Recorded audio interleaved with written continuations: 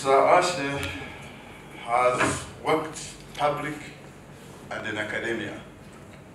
He has published quite a lot, and he has advised 3 African governments, Burkina Faso, Rwanda, Kenya. I don't know whether you advised Rwanda and Kenya to sign the EPA and the leave out Tanzania. Not exactly. Not exactly, but he has worked at the Institute of African Affairs, became his managing director, and now is a honorary professor at the Johannes-Gutenberg University in Mainz. He has published quite a lot of publications, and I'll not bore you with reading the details, but they have concentrated on Africa, relations, trade, and industry. He has been a professor for economy, politics, and society. He was trained as an economist and a sociologist, but reading from his publications, I want to add another title, he's also a political scientist. So it is a good combination. And his talk is on the economic partnership agreement between Europe and Africa. It is a topical issue. It has been subjected to debates, and there are quite different views. As well know, Tanzania has been a reluctant member to sign the EPA agreement within the East African countries, regional grouping. And the grouping East African community is divided on EPA. So without much ado, let me welcome Professor Asche to give you a presentation. Karibu. Yeah, thanks, dear colleague. I must say I feel extremely pleased to be called back to East Africa. I've been to some places in West Africa over the last months, last October also, at least in quite a short period. So, shall I move there besides? Yeah, because folks in the back can see me better now. Yeah. Unless I stumble over the water. Yeah. And I move this. How do I move this one? Someone will move it for you. Also, I say next, and then you. Okay. Good. This works as well. Yeah. So, welcome again. Thank you very much for coming. On a subject, I mean, how shall I introduce or reintroduce it? As the probably most knowledgeable people in Tanzania know that it is a hot potato. A somewhat strange thing like economic partnership agreements or what. Must I really be interested in that? My short answer is you must. Because this is such an important agreement, if signed, even if not signed, for East Africa, analogously for West Africa, Southern Africa. You will see that in a moment. And it will have, whichever way it is treated, it will have a bearing on the future of the East African community. So it is no distant subject. This is another mic. So it is a distant subject. This is not a distant subject. Let's move on. Okay, just a recall. What is that thing next? Technically, the Economic Partnership Agreement, I will further on call it an EPA, is a North-South trade agreement. Forget about the partnership, it is on trade. Then what you have achieved among your East African peers here for yourself, because if you go deeper in your relations with the North and among yourselves, then it risks, obviously, to reproduce a situation that your forefathers knew, that is a kind of a neo-colonial dependence. So this is can be taken as a general rule, and it is in fact, so it, wait a second, the South-South pacts should be preserved, and B, also the development policies that you undertake should be preserved if at all such a North-South agreement is signed. So now on A, the support to regional integration. This is verbally retained in the Cotonou Treaty between the European Union and the African, Caribbean and Pacific states. So it is verbally recognized by us in Europe. But to judge well, and now comes a bit of a complication, but I try to put it in simpler terms than I did it at UDOM on Friday.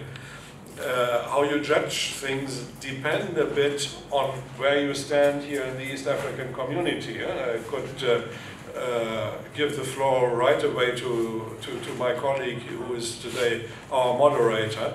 It depends on where we currently stand here in East Africa and what we hope to achieve in the coming years, common market, monetary union, and so on and so forth. So ambitions fly quite high, honestly. So keep this criterion or this yardstick in mind. The answer, second, not as fast. The answer is where you currently stand in practice is somewhere between a free trade area and the customs union with elements of deeper integration. Okay, next slide. So then EPAs or contracts after a long period of structural adjustment programs and forced liberalization, many of your countries now strive for ambitious sectoral or call it structuralist policies in agriculture, but above all in industry. And your president is for this country very much at the helm of introducing such an industrial policy. And some of your regional communities, including EAC, even plan to undertake this as a common policy that is not a Tanzanian industrial policy, a Kenyan one, but even a regional industrial policy or a regional agricultural policy, something which the European Union, besides, has since decades. The most famous sectoral policy that we have, or famous or infamous, sectoral policy that we have in Europe is a common agricultural policy, which is the most expensive one by far, meant to support European farmers, especially in remote areas. So, and that you venture into these common policies is even more important here. This is my my contention, which I will roll out more in my upcoming book on regional integration, trade and industry in Africa. You can say both. Modern industry needs a wider region in Africa to flourish for economies of scale and whatever you can imagine. So industry needs a wider region, but the inverse is true as well. An African region really to work and to function also needs industry. You cannot do it as agricultural countries alone, because you have to have differentiated goods that you can sell to each other.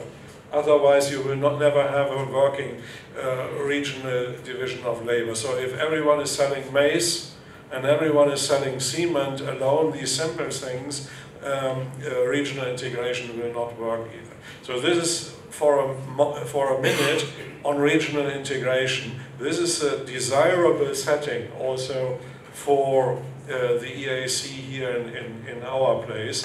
And obviously, again, an agreement with the EU should not destroy or run counter to such ambitions. Okay, next. So, no, we need to, you go a bit too fast. The important two words are in the last line. That is preservation of policy space when thinking about concluding an agreement with an institution so powerful as the European Union, preserving policy space are the key words. And they are in actual fact also a yardstick or kind of shorthand for what is important for your trade negotiators in foreign affairs or in the Ministry of Trade and Industry. Okay. So now, can a North-South trade agreement be beneficial or developmental for Tanzania and the EAC? Well, Prof has already mentioned that many people, especially here in Kenya, would say no, never ever. My contention is, and I try to convince you of that, that under certain conditions, and obviously we will talk along about that, yes, it can. It can be beneficial for Tanzania. And besides, half of my colleague trade economists say so. They even recommend that North-South agreements are, economically speaking, more beneficial than South-South agreements, although trade economics is split on this issue. So, what are the, simply put, what are the main advantages of EPAs? The first thing is that an EPA offers 100% duty-free and quota-free access of your products to the European market. And this is irrevocable. It is for life, contrary to the regime in which you are up to now with the EU, or for instance, it's the very same story with the US. This is potentially a precious good. Having guaranteed life access for 100%, so whatever you deem producing, especially when you go for, this morning we talked about coffee, so that not only raw coffee can enter the European market duty-free, but also packaged and coffee produced here, ready for consumption. This is the first big advantage. And you go always a second too quickly. Even if Tanzania graduates to middle income status, that is perhaps a bit technical, but it is in fact a forward-looking, a positive factor. Dr. Swami, the former minister who was with me on the podium in Udom, mentioned 3 days ago that the East African community, on average, has a GDP per capita of somewhat beyond $900, if I'm not mistaken. So if you cross the 1,000 odd dollar per capita line, you are becoming a middle-income country, which is desirable. And all your countries here strive for. I know from my personal experience that Rwanda, for instance, is very keen on moving on to middle income status. Kenya already is it. And all your countries obviously then have an interest, an economic interest, not to fall out of the preference scheme which the EU only has for least developed countries. So this is perhaps the most important benefit that the thing can have, even from a neutral point of view. Next. Kenya offers, the EPA offers as well beneficial. This is kind of the inverse. If the EPA is concluded, it inversely consolidates also your nascent customs union, because then you have a customs union comes with a so-called common external tariff, is set a common external tariff that is all your 5-6 countries charge the same tariffs or the same quota on your external partners. And if you contractually fix that for your most important trade partner for all countries in East Africa, which is the European Union, it consolidates in actual fact the customs union here. So I stop perhaps here, fine so far. Some of you might already be surprised that there are any benefits whatsoever, because especially here in Tanzania, you mostly read the opposite. That is why I insist on that. I got, my fellow colleagues from the ministry know it, I got quite a bashing at the University of Dodoma for that, but I insist on that point.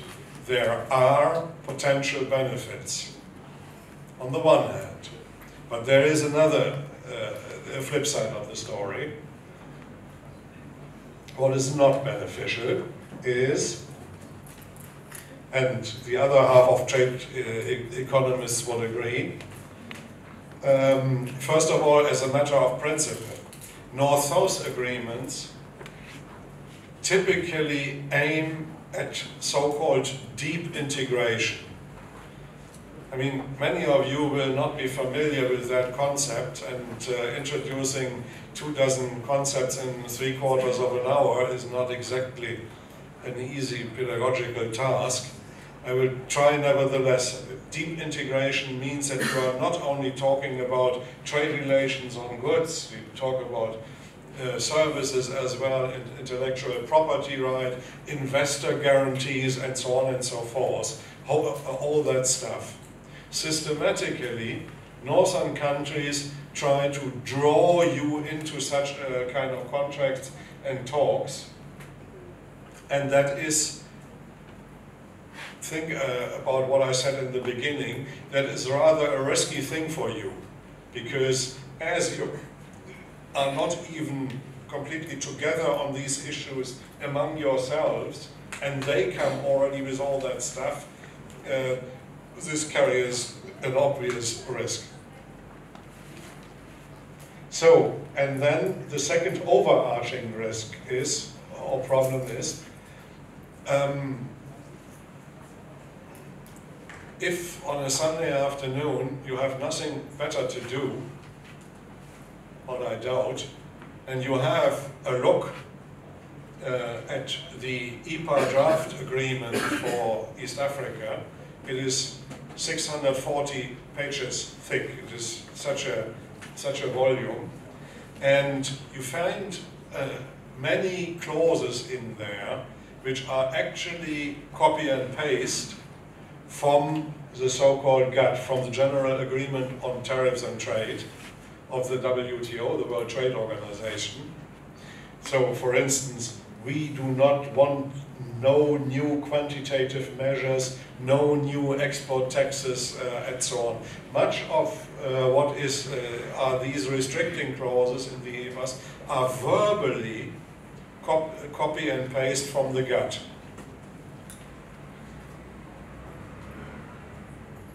This GATT agreement, the General Agreement, is what you adhere to since decades and which is binding for you as well.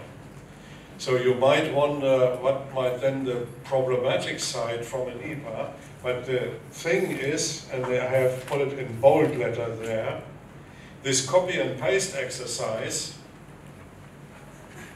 happens without taking into consideration or taking over the exceptions or exemptions for developing countries, which are in other articles of the GATT, of the nascent WTO.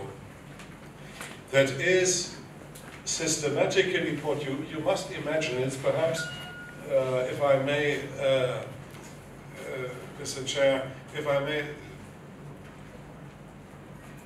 allow me a look back at 1947. It was just after the Second World War.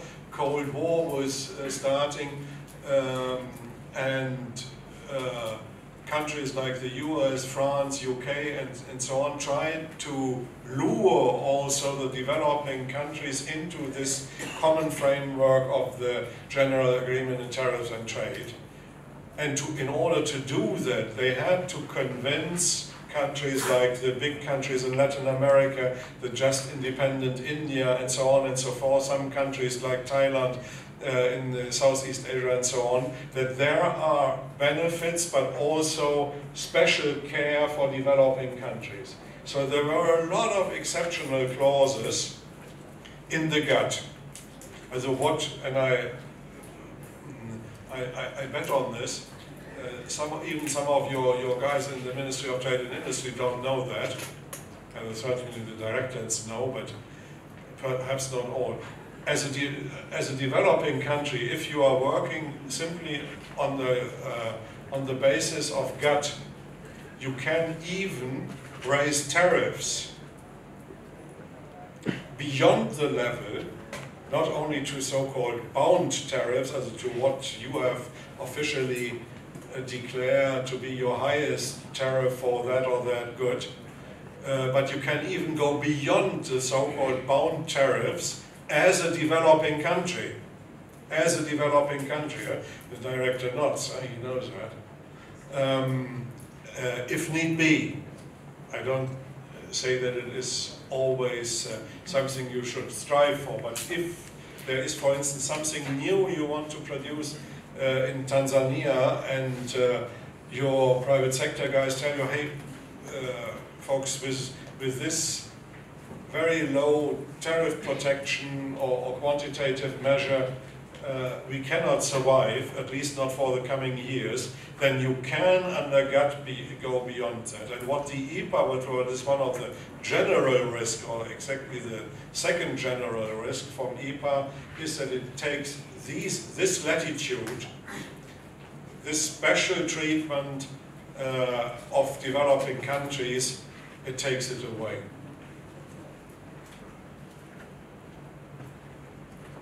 You may, for the first time, at this stage, ask yourselves, why are the Europeans and the Americans or the North Americans so ugly? In fact, this is another subject, but I give you a short answer on that. I mean, the background is that in the meantime, some developing countries of 1947 have graduated into economic powers of their own. Mainly, of course, China. And so, in all agreements, and the EPA will be a forerunner also for something which is to be concluded with China. And so, what the Western powers systematically try, that is to take away these exceptional rights for all vaguely defined developing countries from the most powerful. And you are kind of at the receiving end. Tanzania is not exactly an economic superpower, but now you face, in a way, the same fate. And your technical negotiating people should be well aware of it, that even if it is copy and paste from the GATT and sounds quite innocently, it is in fact not. Huh? If we had a seminar here, then I would let you read the Article 18 of GATT. Article 18, which is long like that, and where much of these exceptional rights for developing countries are condensed in. And obviously there is no such Article 18 in the EPA. Okay, next. So then, two more general risks. I have here 4 general risks from such a North-South agreement. The third one is, obviously, the EPAs try to assure the largest possible access to African markets by forcing you into an opening. I spare us the technicalities a bit, which is taken also from the general agreement and reads that a preferential agreement like the EPA should liberalize at least 90% of the trade. As Europe liberalizes 100% for you, you are expected to liberalize 85%, and then it is cut conformist. But it means, and that is obviously where also many of the critiques here in Tanzania set in, it means that over time, and there is a long graduation, a long transition period, up until to 15 years of successive reduction in tariffs, you liberalize completely 85% of your trade to Europe. 85% is much. Besides, also there are fiscal losses because your government doesn't get the tariff revenue anymore and so on. So, fourth, EPAs try to assure also unfettered access to raw materials from Africa. That is, I mean, Tanzania in its present situation is a good example for that. You discover new mineral riches and riches like gas, and you have already number of mineral ores in your soil, and the Europeans are strategically, there is even a strategy paper called the EU Raw Material Initiative, they are systematically interested in getting all that stuff mostly free of charge, as a free of duty. You have to pay a price, but free of duty.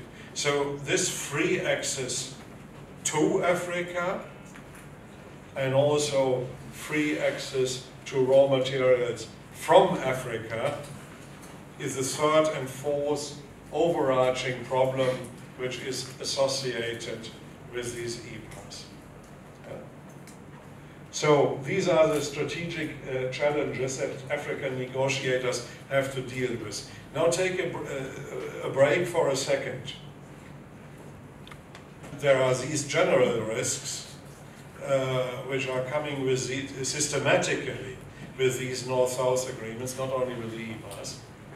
And we are not yet in the details. How do you weigh these two sides against each other?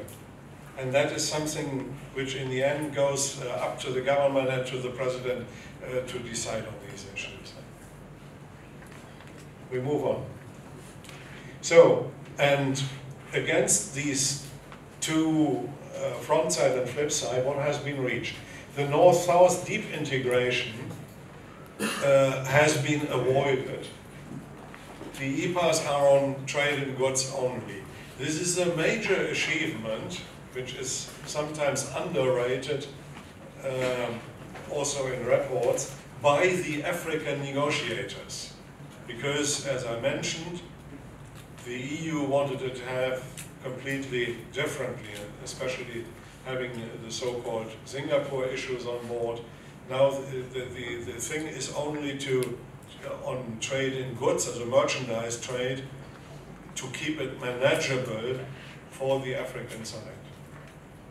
And in reality it's a bit more complicated, let's say. So, okay, we have now this liberalization by staged ACP market access from Europe to 85%. I mentioned that. Next. So, but automatically that means that 15% of your goods, mostly agricultural goods, are not liberalized. This is the so-called exclusion or sensitive products list. Here, your guys have negotiated that this can remain protected, especially agricultural main staples, for instance, where there is always an interest to put protection for your farmers so that they are not overwhelmed by cheap imports on the side. This is on the exclusion list. Not bad. Problem starts next round. There have been many safeguards against import surges and really cheap import waves from the north put into the agreement, as I said, mostly by copy and paste. So, you judge it. Bad, not bad. I hope probably, as I try to give a balanced view, Nigeria in the west and Tanzania in the east refused to sign the EPA. Nevertheless, they refused to sign the EPA until this very day. Has your government, now the obvious question, I mean, I as a scholar, I can put it in brutal terms, has your government gone astray? Has your government completely gone astray against this outcome not to sign? Question mark. Next. So, their argument, in a nutshell, we come to more detail, their argument against signing, and this is near identical wording in Nigeria and Tanzania, was our policy space, and you recall that I mentioned that in the beginning as a critical criterion, our policy space, especially our industrial policy space, has not been well preserved in the agreement. And again, is the government completely off track on that? So, and now comes the next slide. My contention, and for that I have to struggle among my own co-scholars on that, especially in Europe and the convinced trade liberals, but I think it is kind of the obvious. There are a number of clauses in these EPA texts that are in fact actually detrimental for your internal and your regional national policy spaces. First, the standstill clause, so I cannot describe them all in detail. The standstill clause says don't move anymore on tariff reductions once made, it remains like that. Second are these safeguard clauses which sound good but are in fact more complicated. Now you can scroll them down. There is the infant protection clause, on which I will talk as a good example. There is this exclusion and sensitive product list. I mentioned right before that the exclusion and sensitive product list is something positive for you, but if it is static and describes for eternity which are the products that are protected, it is not very useful either, because things change and not all your vested interests in the country should be protected forever. The most favored nation clause is that EU means all advantages you give to Europe or you give to China or Turkey or whomever should be given to Europe as well. Export taxes are more or less interdicted, and the local content regulation and the rendezvous clause were all. So there are more.